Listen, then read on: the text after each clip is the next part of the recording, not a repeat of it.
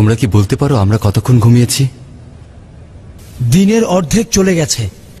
আমার মনে হয় অর্ধেক দিনের বেশি ঘুমাইনি। কিন্তু আমার মনে হয় এর থেকে বেশি ঘুমিয়েছি। আবার এমন তো নয় যে রাত দিন ঘুমিয়েছি কিন্তু বুঝতে পারিনি। জানি না এই অল্প সময় ঘুমিয়ে এত ক্ষুধার্ত হলাম কিভাবে। তোমরা কি কেউ ক্ষুধার্ত নও? অবশ্যই, এরকম খিদা এর আগে আমার আর কোনোদিন লাগেনি। উফ, প্রিয়, তোর আবার ঘুম পাচ্ছে না তো? হ্যাঁ, আলিজানা, আমরা যখন এখানে এসেছিলাম তখন তো এই পাথরগুলো ছিল না, লতাপাতাও ছিল না। হ্যাঁ ঠিকই বলেছেন, আমিও তো এগুলো দেখিনি। আমার মনে হয় কিছু সময় ঘুমিয়ে থেকে সবকিছু পাল্টে গেছে। কিছু সময় বলতে কি বোঝাচ্ছেন? কতটা ঘুমিয়েছি তা আমাদের পরওয়ারদিগারই জানেন। আমার মাথা ও চেহারা এত ধুলাবালি এলো কোথা থেকে? আজব ব্যাপার। এর আগেও তো আমি এখানে বেশ কয়েকবার এসেছি,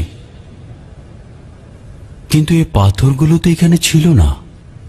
বন্ধুরা, আমরা এখন কি করে আমাদের ক্ষুধা মেটাবো? আফসোস, যদি সাথে করে আর একটু বেশি খাবার নিয়ে আসতাম। এখন এখান থেকে বাইরে বের হওয়া বিপজ্জনক। আমি যাচ্ছি, গ্রাম থেকে কিছুটা খাবার নিয়ে আসি।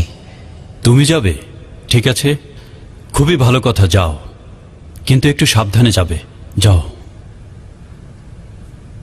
ধরো, খাবার দেখে কেউ যেন আবার সন্দেহ না করে, সাবধান। একেবারেই চিন্তা করবেন না, খুব দ্রুতই ফিরে আসবো।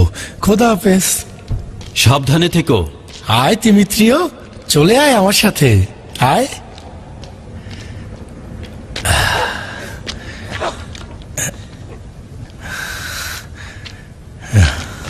আয়,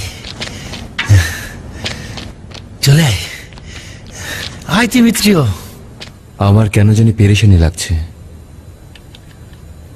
অ্যান্থোনিয়াসের যেন খারাপ কিছু না ঘটে। তোমার চিন্তা অযথা নয়,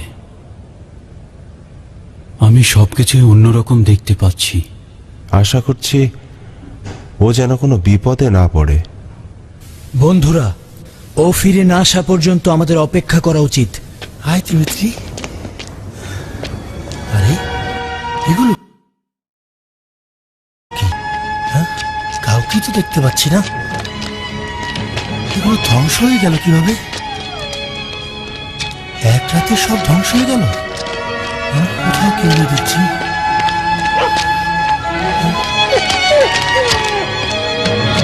কাউকে তো দেখতে পাচ্ছি না।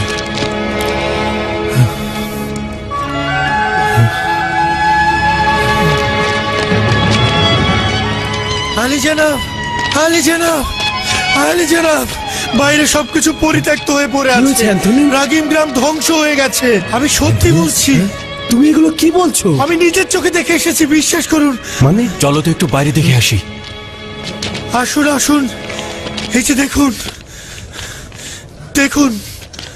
সত্যিই তো, এই গ্রাম তো মনে হচ্ছে পরিত্যক্ত হয়ে গেছে। ওখানে তো কাউকেই দেখা যাচ্ছে না। আসলে তো গ্রামটা একেবারেই ধ্বংস হয়ে গিয়েছে। আমি একেবারে কাছে থেকে দেখে এসেছি, সেখানে কেউ নেই। মনে হচ্ছে শহরের রূপটাই পড়ে রয়েছে, একটি বাড়িঘরও ভালো নেই, সব ধ্বংস হয়ে গেছে। কি ব্যাপার? কি এমন ঘটলো? কারা এই কাজটা করলো? কোথা থেকে জানবো? হয়তো ডিওক্লেটিয়ানুসের সিপাহীদেরই কাজ হবে। কিন্তু ওরা তা কেন করবে? সম্ভবত আমাদের খুঁজতে ওরা এখানে এসেছিল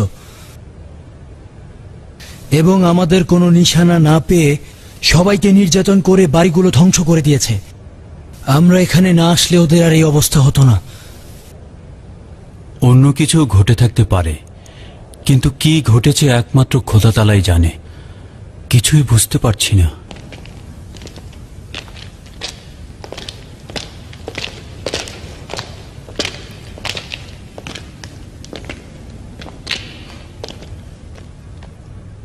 আসলেই কোনো কিছু ঠিকঠাক মতো নেই। কোনো কিছুই জায়গা মতো নেই, শুধুমাত্র ক্ষুধা ছাড়া। ক্ষুধার জন্য কিছু একটা করা উচিত।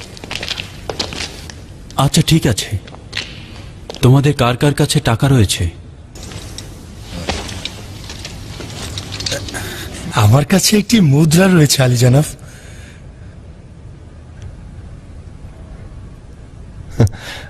আমরা যে কজন আছি তার মধ্যে অ্যান্থনিয়াসই তো দেখছি সবচেয়ে বেশি ধনী।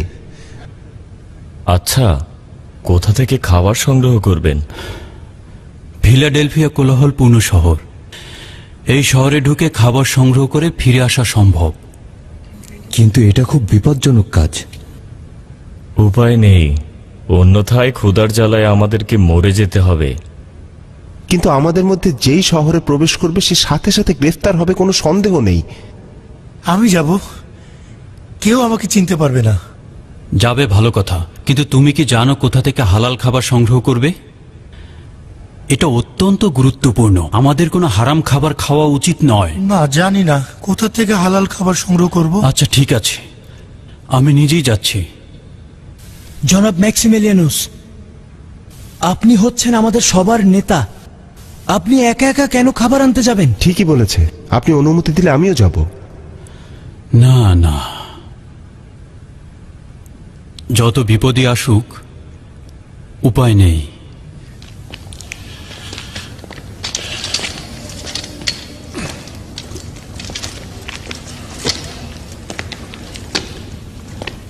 একটু সাবধানে থাকবেন যেন আপনাকে চিনতে না পারে।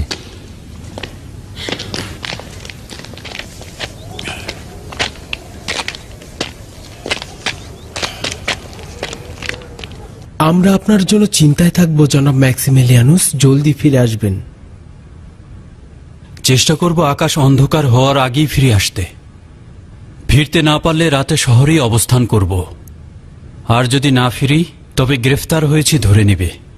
এটা নিশ্চিত থেকো যে আমার মুখ থেকে কিছুই বের হবে না। তোমরা নিশ্চিন্তে থাকো।